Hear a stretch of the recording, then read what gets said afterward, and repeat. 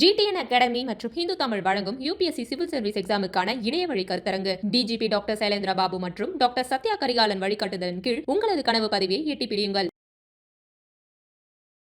பிரபல பின்னணி பாடகர் உதித் நாராயணன் மேடையில் பாடல் நேரலையில் பாடிக்கொண்டிருந்த போது பெண் ரசிகை ஒருவர் செல்ஃபி எடுப்பதற்காக அவர்கிட்ட வந்திருக்காங்க.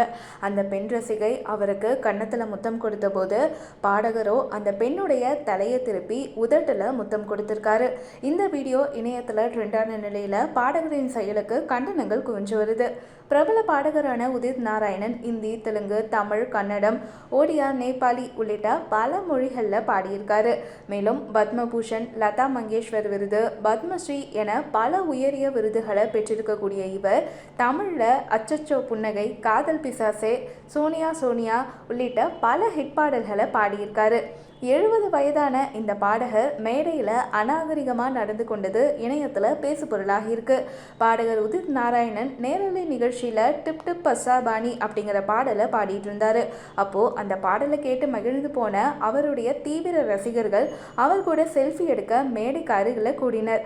அப்போது பெண் ரசிகர் செல்ஃபி எடுத்துட்டு பாடகர் கன்னத்தில் முத்தம் கொடுத்தார். அப்போது பாடகர் அந்த பெண்ணுடைய தலையை பிடித்து திருப்பி உதட்டில் முத்தம் கொடுத்திருக்காரு.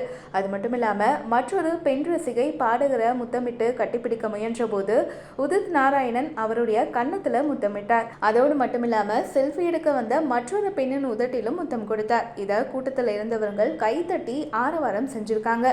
இந்த வீடியோ இணையத்துல வைரலான நிலையில இணையவாசிகள் பாடகர் உதித் நாராயண திட்டி தீர்த்து வராங்க.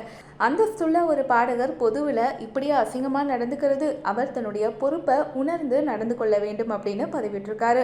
மற்றொரு இணையவாசி உதித் நாராயணன் இல்லை, இது ஏஏ தொழில்நுட்ப வீடியோ என நான் நம்புகிறேன், அவருடைய இந்த செயல் நம்முடைய கலாச்சாரத்தை அழித்துவிடும் அப்படின்னு சொல்லியிருக்காரு.